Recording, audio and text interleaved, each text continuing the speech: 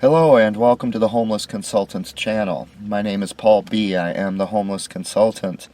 Today is day 50 without a job, or income, or a shower, or a shave, or nutritious food, or sleeping in a bed, or experiencing privacy, or exercise, or proper circulation and respiration. Yesterday, Governor Tim Walz was expected to, by everybody apparently, was expected to extend the stay-at-home order and or expand his so-called emergency powers. Instead, he said he is going to let the stay-at-home order expire on May 18th, which in theory would mean that people can go back to work next Monday. Today is Thursday. I'm not celebrating. I'm grateful to hear that, but I'm not celebrating. I've been through this for 10 years, well, 13 years really, with Minnesotans. They say one thing and they do another. They don't tell the truth. It's part of their process. Given that everything he's done so far is based on junk science, and rule number one about junk scientists, if you look at my videos, is that they lie. And they have no moral problem with lying whatsoever. It's a means to an end. So we're going to have to see how this happens, but I want to point out to people that it ain't over until it's over. With that in mind, let me go over some things that I would love to have you consider before you celebrate too much. And before I do that, the reason I'm not wearing the hat, I wanted to show you what happens when you go 2 months without a shower. It's something like this. See, my hair feels like it has hair gel in it. It's just greasy and grotesque. It keeps its form. The hairs fall out, of course, when I do this. That's what it's like when you don't have a shower for 2 months. And the first thing I want to point out is that even if, let's say everything just goes perfect and I'm able to go back to work on Monday. Given my schedule, I would work 1 day and then take 2 days off again, normal schedule. So, by my calculations, the best I can hope for, without interference from outside, the best I can hope for is that I could get into a hotel room finally for 1 day as early as June 9th. And I'm not certain about that. I'm trying to be reasonable. June 9th. By June 9th, that will be 76 days from the last time I had a shower or privacy or sleeping in a bed. Once I get into the workplace, I will be able to take a sink bath. I will be able to shave. I will start getting exercise just from working. If nothing else, I'll be able to prepare some nutritious food in their kitchen there at work. I'll start to improve circulation and respiration, at least throughout parts of the day I'm not in this car. But that will be 76 days if I get back to work next week and everything goes without any unexpected expenses. And I have a lot of expenses. 76 days, that is about 20% of a year. So this one individual who came out of nowhere, like a home invader, you're sleeping in bed at night and all of a sudden you wake up and there's someone standing there with a knife. That's what Governor Walz did to us. Not just to me, but to all of us. Just out of nowhere. Invaded our homes and told us the way it's going to be. Dictated the terms of our existences. If I get into that hotel on June 9th, it will be 20% of a year of my life, which is measured in years, by the way. My life and yours are measured in years. And this one man stole 20%, for me anyway, if I get into a hotel on the 9th. Also, remember, my employer is based in another state. Now, I haven't had a lot of communication with them, but from the communication I've had, it does not seem like they are very happy about what has happened here. That one man could come out of nowhere, violate the law, violate the Constitution, violate his oath of office, and basically threaten to destroy their business. They do not seem to be very happy about this. I would not be the slightest bit surprised if right now they are looking elsewhere, planning to set up shop in a different state. If that happens, not only will I not go back to work, but those other 99 people who were working from home are going to be out of work. So that'll be 100 Minnesotans out of work just from that one company. And that could happen in many cases when you have companies that are not based in Minnesota who are doing business here. Governor Walz did not represent this state very well when he did this. He did not use foresight, looking ahead at the possible consequences.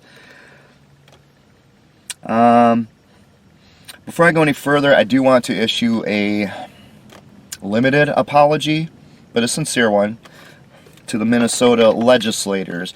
Shortly, when I was on the internet, I couldn't be on the internet at the time of the Walz's announcement yesterday. So before that, about an hour or two before that, I went on Twitter. I put 2 posts on there. One of them was pointing out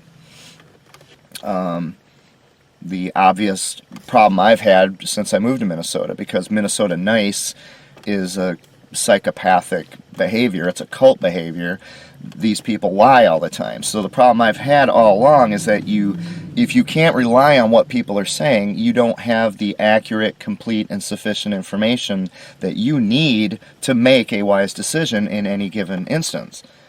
So, especially for the first several years I was in Minnesota, I've never experienced anything like this.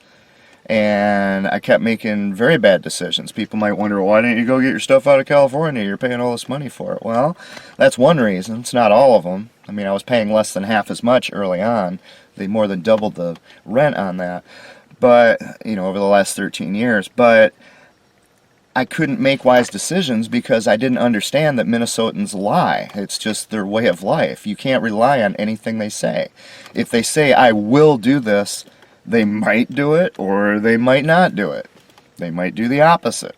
I don't have any way to know. Now, early on, I expected if they said, well, I'm going to do this, that they're going to do it. That's what I've experienced in all the other states I've lived in. So, and that's why I'm nervous when he says he's going to let us, the stay-at-home order expire on Monday.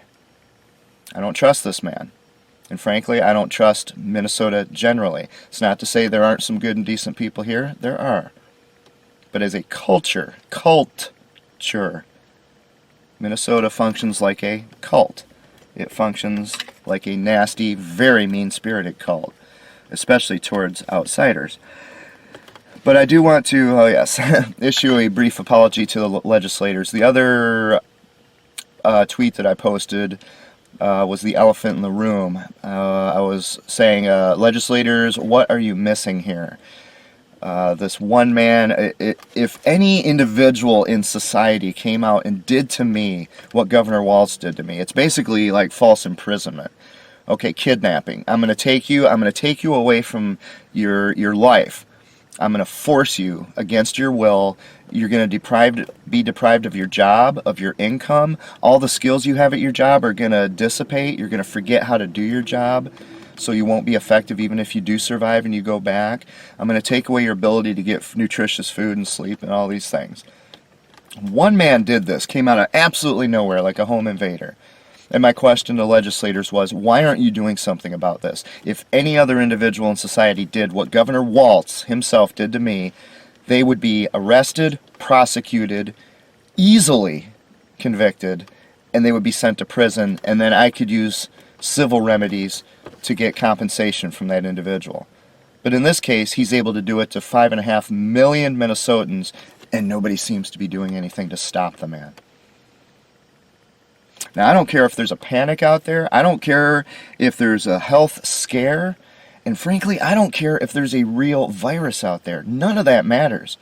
There are things that matter more than survival, such as having a life worth living while you're surviving. Governor Tim Walz took that away from 5.5 million people, or at least their ability to determine for themselves whether their life is worth living. The lazy bums who wanted to sit home, play video games, and watch TV all day and smoke pot, living off government, unemployment and everything, stimulus checks. I'm not talking about those people.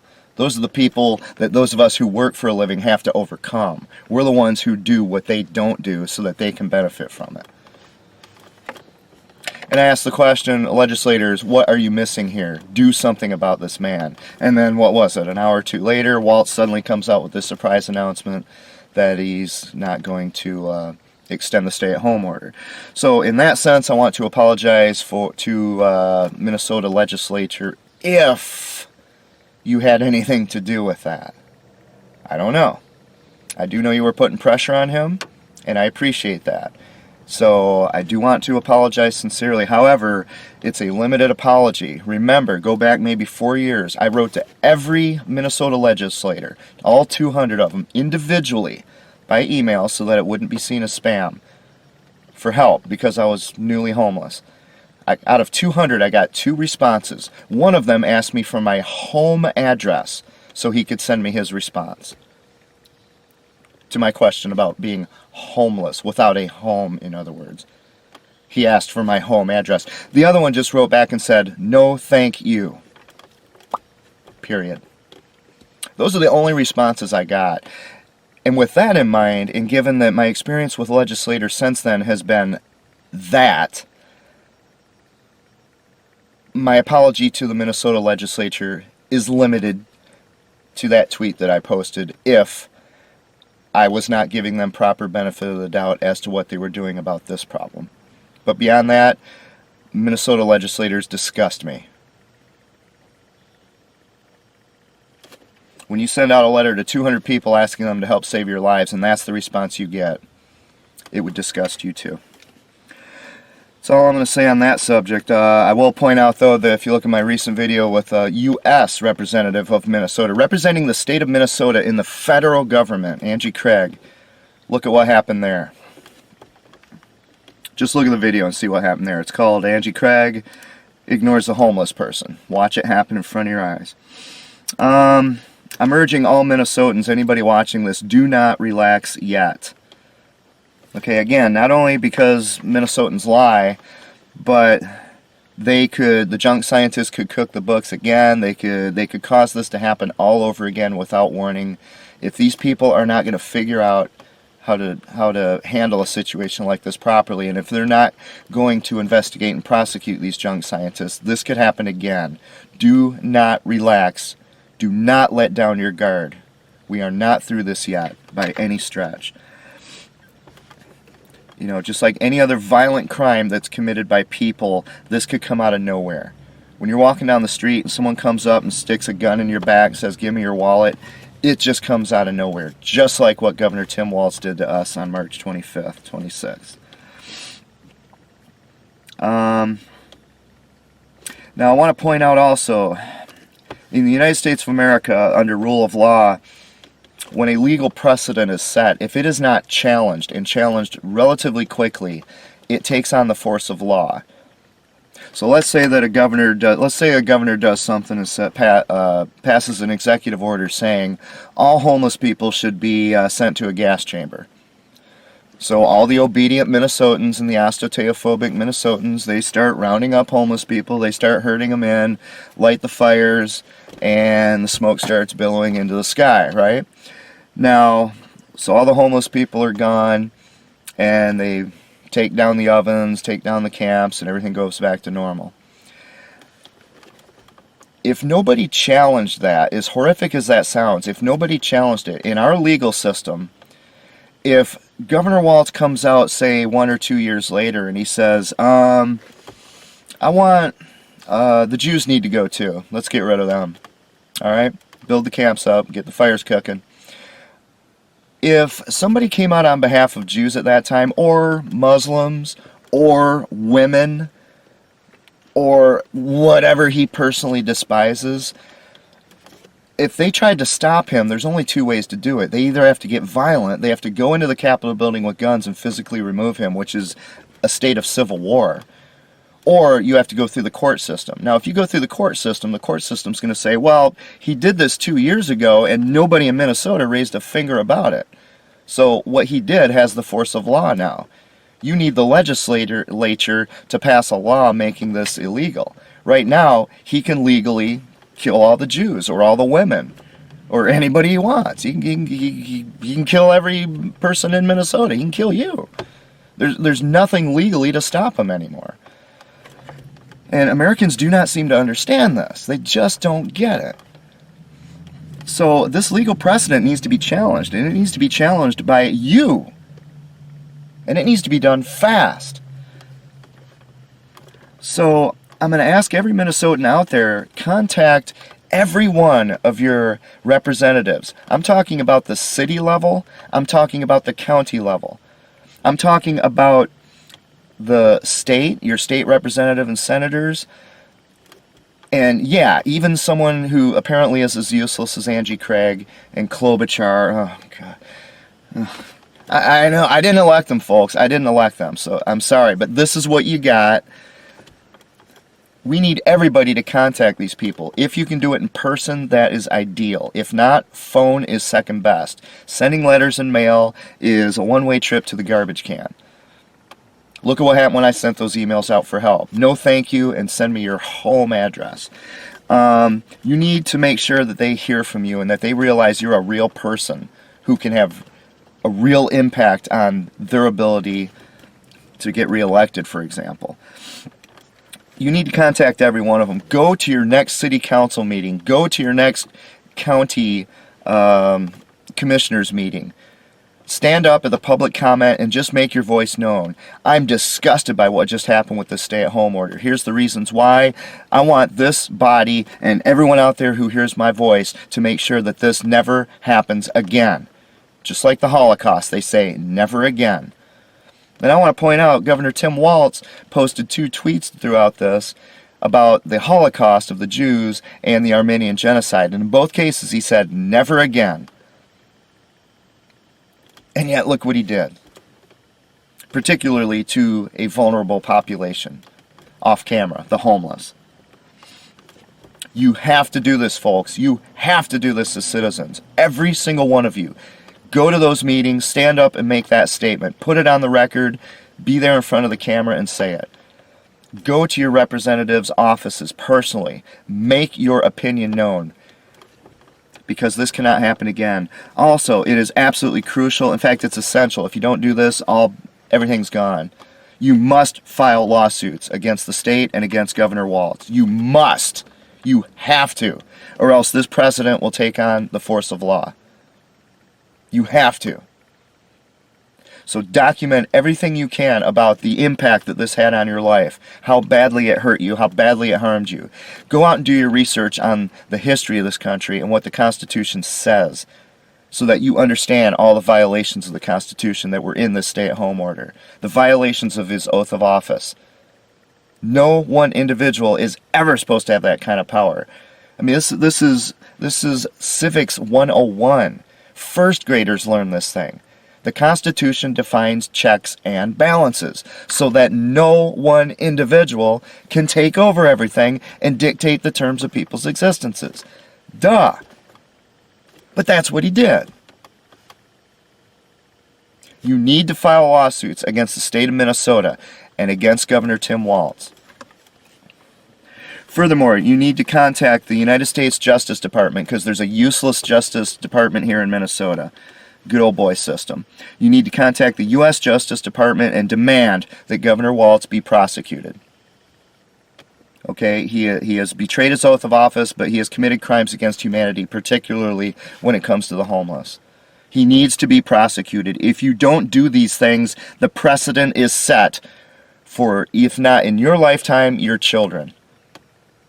There won't even be a way to challenge them at that point because nobody's challenging it now. You must do this. I can't emphasize that enough. If you don't understand what I'm saying, you've got to research how our legal system works. You don't understand the peril that we are in right now.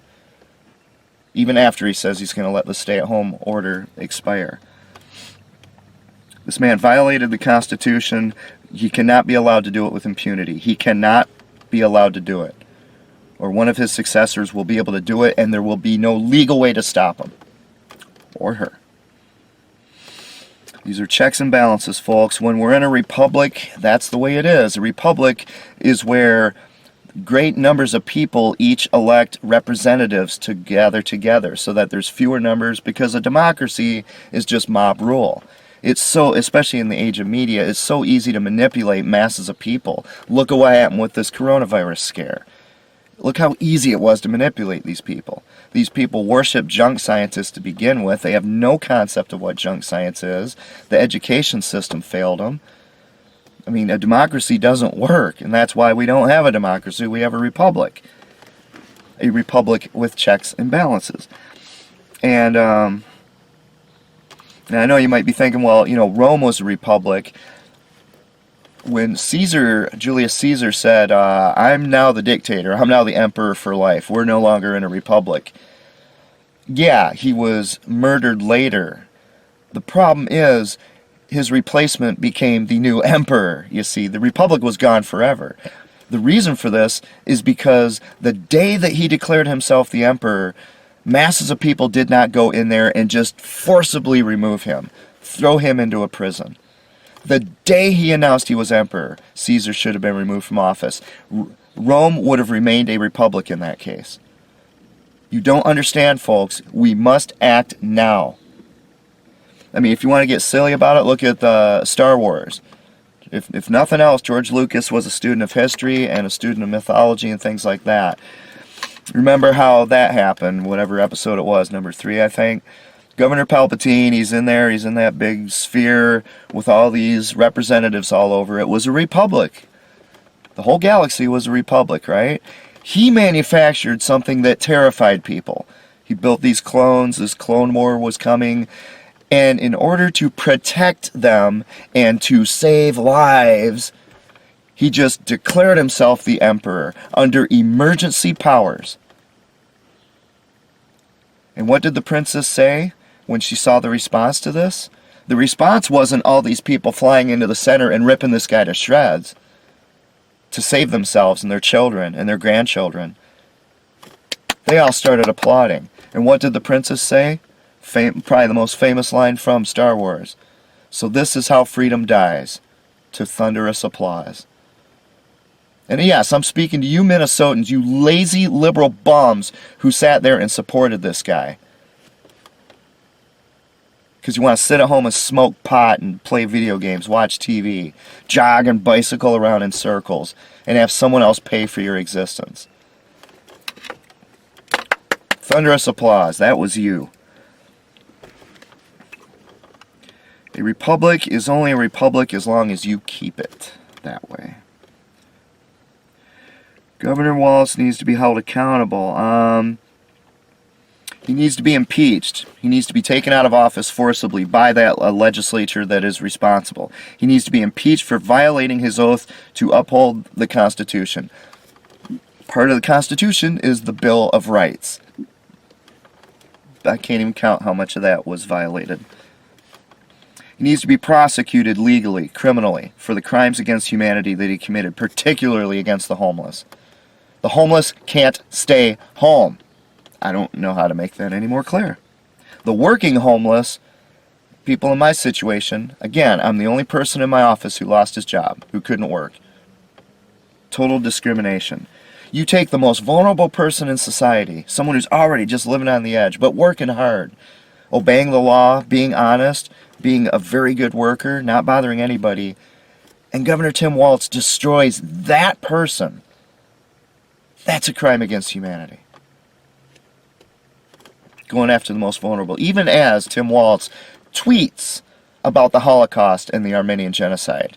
And yet he's doing the same thing to a group that he doesn't care anything about. Remember, throughout all his tweets I looked at, if you look at the video Governor Walz exposes himself, throughout all his tweets he didn't even mention the homeless. Didn't even acknowledge that they existed. Total ostentateophobia. Okay, and by doing so, he was declaring who is worthy and who is not. He was declaring employment is essential and whose is not. Now, given that employment is where you get the money that you need to survive, that is tantamount to deciding who lives and who dies. If he were able to carry this on longer, the more he did it, the more people are going to start dying, right? And if he was somehow able to hold on to the stay-at-home order for, say, 2 years, would there be anybody left in the state of Minnesota? Or would they just all be dead? And yet this guy's posting never again when it comes to Holocaust and genocide. Holocaust and genocide start when somebody, some tyrant, stands up and says, these people are not worthy. Those people are, but those people are not. We need to do something about these people. We need to take action against these people. That's exactly what Governor Walz did. He needs to be prosecuted for this. He needs to be sitting in the defendant's side of a courtroom. And he needs to defend himself. He cannot be allowed to just get away with something like this without ever defending what he did. And he's not going to... Saying I was following the orders of these junk scientists ain't going to do any better for him than it did for the Nazis at Nuremberg. He was elected to be a leader, and instead he just followed junk scientists, people who have been discredited for decades. Most corrupt institution in America. I'm sorry, folks, he needs to be prosecuted. He needs to be held accountable. And those of you who are hurt financially by this should file suit against him to compensate you for that. Not the state. The state is your neighbors, your other people. He probably already bankrupted the state anyway. He needs to compensate for his crimes. Sue the man.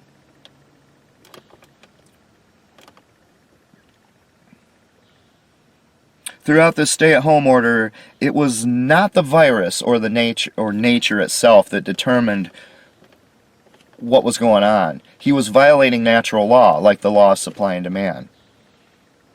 It wasn't the virus that was the threat. It was him. It was him. And frankly, any legislators that were not trying to stop him were complicit in this. And frankly, they should be held accountable as well. At the very least, if they get reelected in November, then frankly, all of you voters deserve exactly what you're going to get if you reelect those people. You need to determine, you need to go through the list of people you need to vote for and find out, did they support this man? Did they support this illegal action? Sit back in the shadows, sniveling little cowards, hoping that as he breaks through this barrier that allows dictatorial powers in the United States of America, that when he's gone, maybe they can slip in and become the dictator, because he already did all the work. Those people need to go, not be reelected. We need the FBI, we need states attorneys general to look at something like this, but ours is useless, so we're not going to do that. The U.S. Justice Department is the place to go. And along those lines, we need the FBI, we need state attorney generals, and we need the U.S. Justice Department to finally begin to surveil and investigate, prosecute, and punish junk scientists and this cult of academia. It needs to be busted wide open. This can't be allowed to happen again. This cult has gone on too long. This is really equivalent to as if we had Scientologists running the show in this country.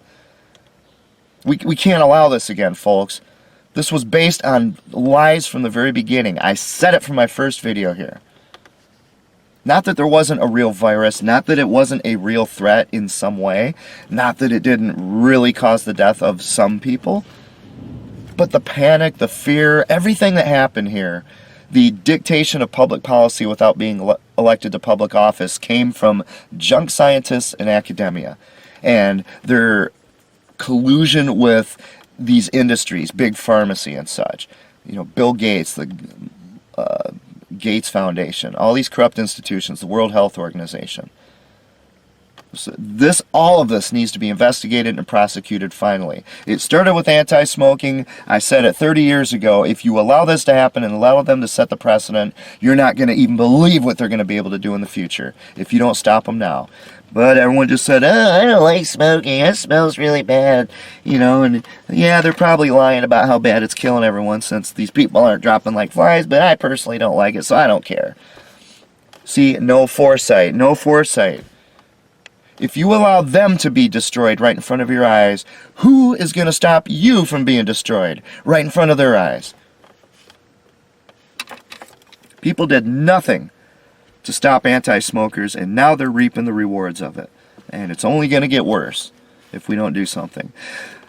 Lastly, I want to talk about homelessness here. One thing we learned when it comes to homelessness, from my experience at least, Government needs to legally recognize ostetophobia for what it really is. They recognize racism, sexism, Islamophobia, homophobia, all these fears and phobias.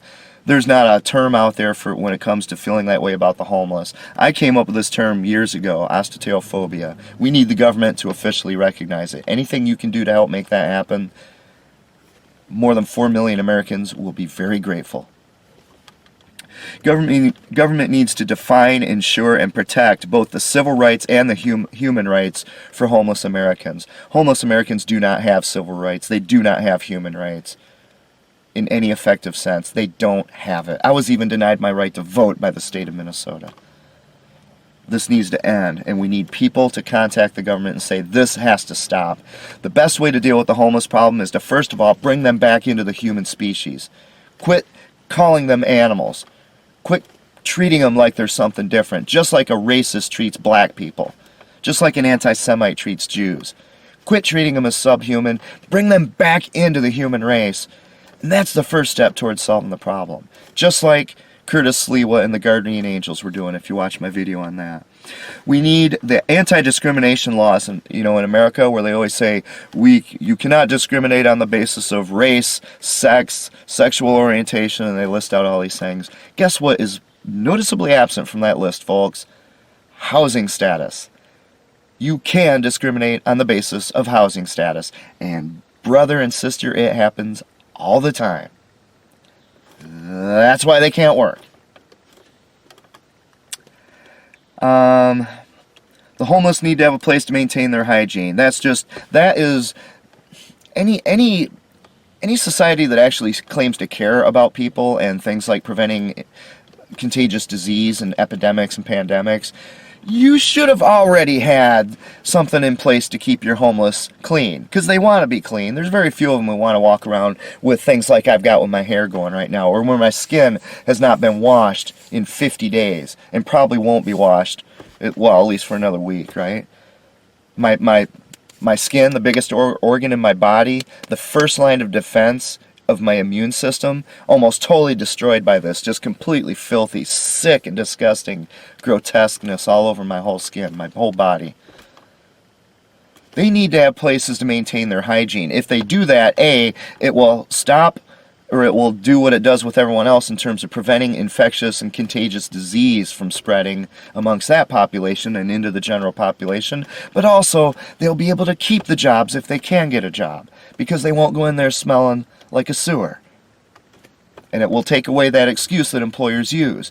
Well, I don't mind hiring a homeless person at all. That's not the problem. It's just, their smell is so offensive, nobody can get anything done here. That's the excuses they use. So instead of building a football stadium, why not build some shelters, or at least some place where the homeless can maintain their hygiene? To save your own lives if you don't care about the homeless. Because then they can't spread that disease, right? They'll be washing their hands. Right now, state of Minnesota for all these decades has just left us out here to figure out how to clean ourselves. And they built a football stadium. Just monsters. Absolute monsters.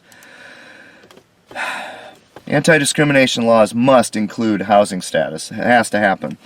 Hate crime laws, likewise, they must apply to housing status. I am sick of this when people say, well, they killed him because he's gay, or they beat him up because he's gay, or because he's Jewish. First of all, we shouldn't have a hate crime distinction. We shouldn't have it at all. A crime is a crime. And what their motivation was isn't the issue. The issue is that this person was victimized. They did nothing wrong, and someone came along to hurt them.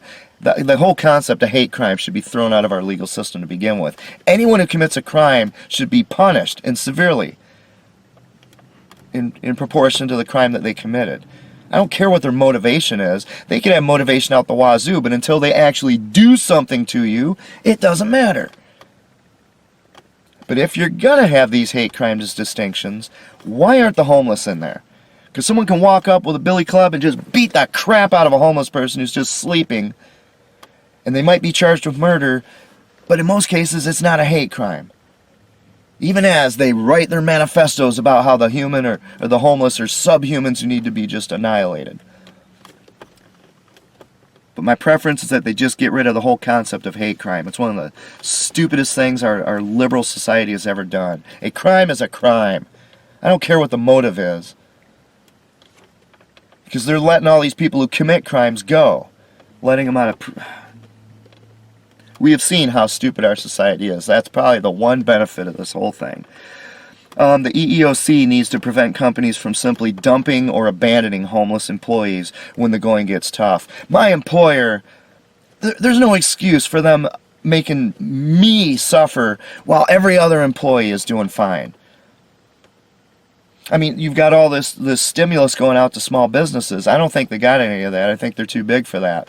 But that they can just sit there and let me suffer and come this close to death while everyone else is working for a living. I mean, nothing's different with me. The only thing they did was let me use my vacation time for the first couple weeks.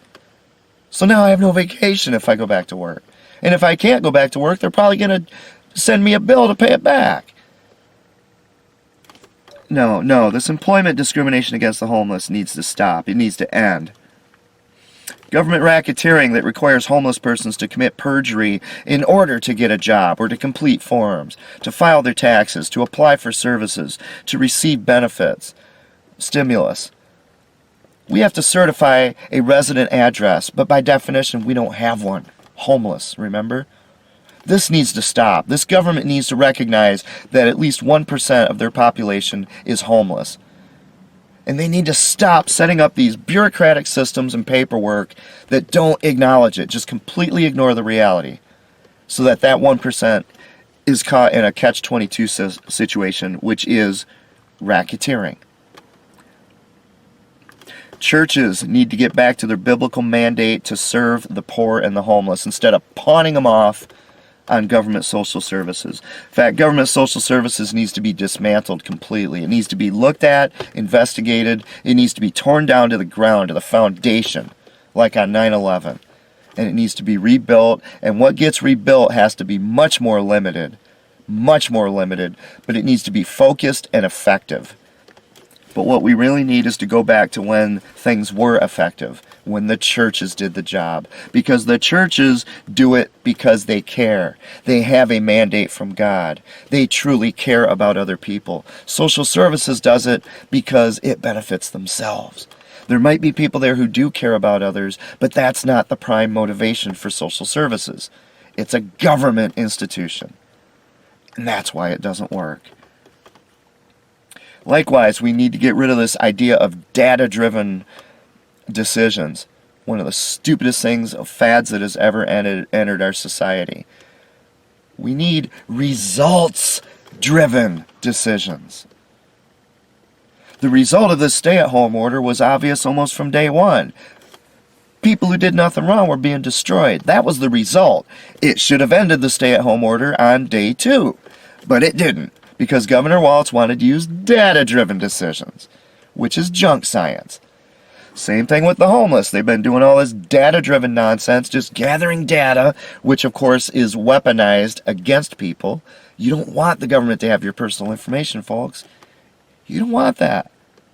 It's not a good thing. It gives someone else power over you and your family. We need results-driven. When all this billions of dollars and all these social services, the biggest expenditure in our state government, we're accomplishing nothing towards saving the homeless, that should have set off some alarm bells. Somebody should have said, hey, the results aren't exactly what we wanted here. Maybe this data-driven nonsense is shaving cream.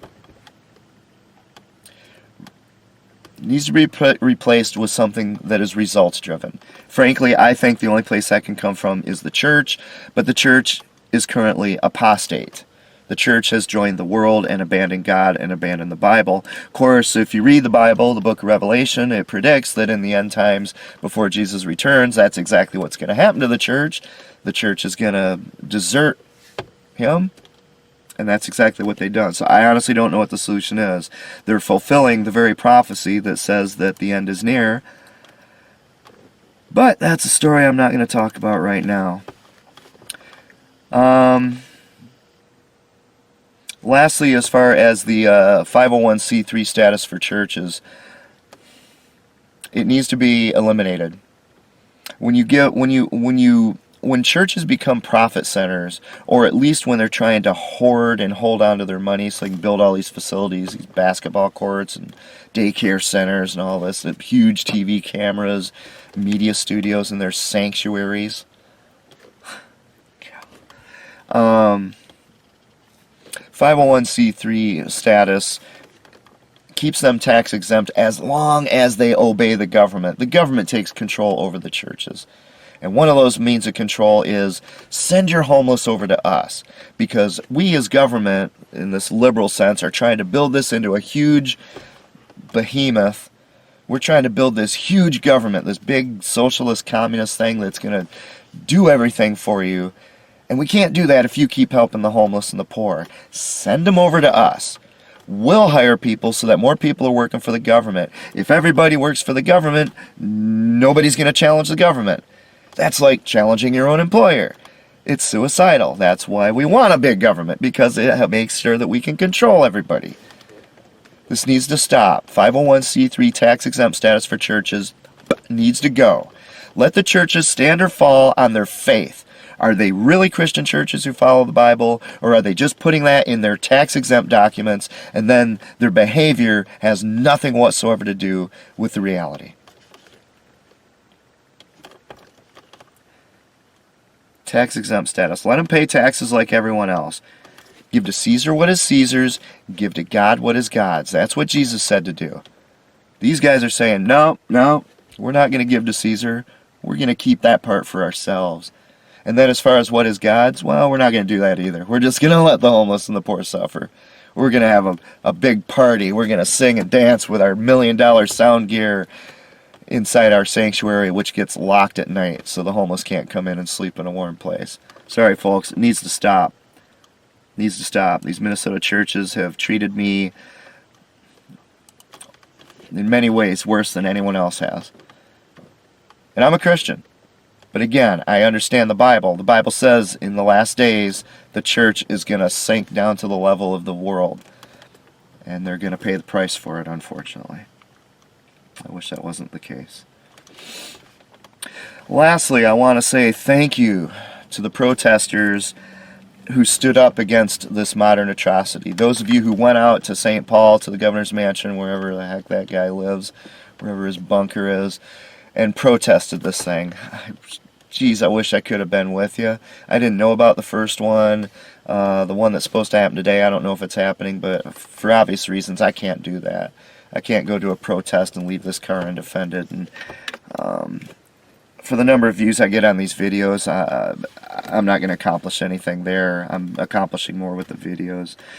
But thank you so much for doing the right thing, for standing up for what is right, standing up for your own human dignity, and standing up against these, I mean, I don't know, you call them bullies, but they're worse than that. You know, a bully in high school, at least when I was in school, things were different. If someone came up and bullied me, I would take it for a while. You know, they'd make fun of my lazy eye or something. Just childish, juvenile nonsense, the kind of stuff you see on Twitter from these people.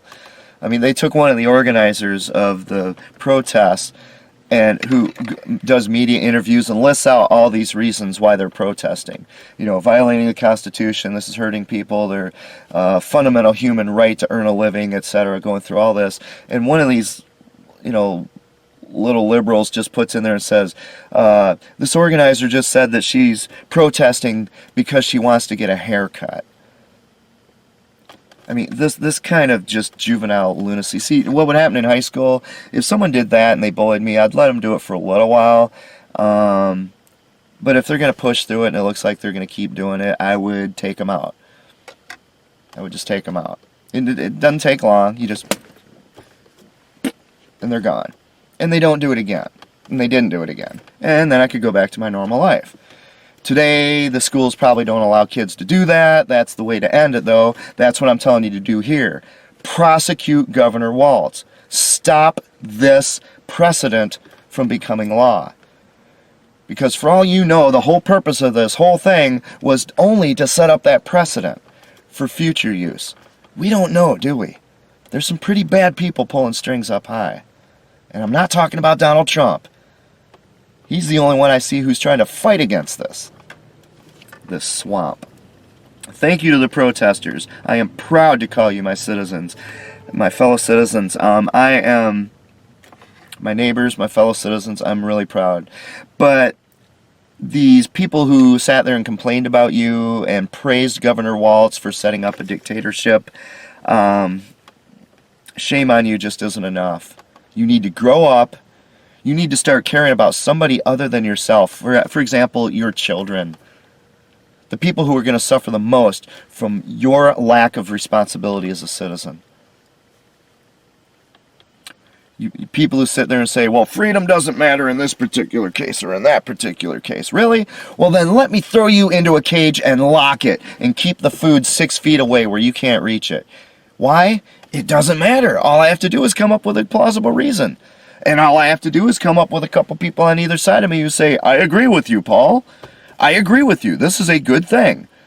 This is a good thing that he or she is being deprived of their freedom in that cage. And what are you going to do about it? What are you going to do about it? You see? You're not thinking things through very well, are you? You need to grow up, you need to get an education, and you need to start thinking like a rational human being. And when you do that, you will finally join the human race. Because right now, folks, and I'm not just trying to use the word liberal or progressive lightly, but I don't know any better way to categorize it, because the people who behave that way seem to identify as liberals and progressives. You need to stop it. You are the problem. And I was there. I used to be leaning way to the left. I used to consider myself a liberal and a progressive. But I was really young. As I grew up, I figured out that that was a bunch of baloney, and I changed. It's called growing up. And you need to do it too, because if we have a serious attack of this magnitude again, and you people aren't on the right side, you just don't know the fire you're playing with. You have no idea how much you can destroy the lives of your children and your progeny, generations to come. Anyway, those are the points I wanted to make today. It ain't over till it's over. Do not think that this is over. Do not breathe a sigh of relief yet. Take everything that guy says, Governor Walz, with a grain of salt. And until we see these things actually come to fruition, I'm not believing it. And personally, until my employer agrees to take me back in any meaningful way, I'm certainly not out of the woods. If they don't take me back, I'm back where I started, where I'm not legally allowed to get a job in the state of Minnesota without committing a felony. And I'm as good as dead. Anyway, thank you all for watching. I hope you got something out of this. Please share this message with other people. Again, we are now at the most crucial point of this. We have to stop this legal precedent from becoming de facto law, and only you can do it. Spread this word far and wide. Send this link to this video to everybody you know. They need to hear it. God bless you all.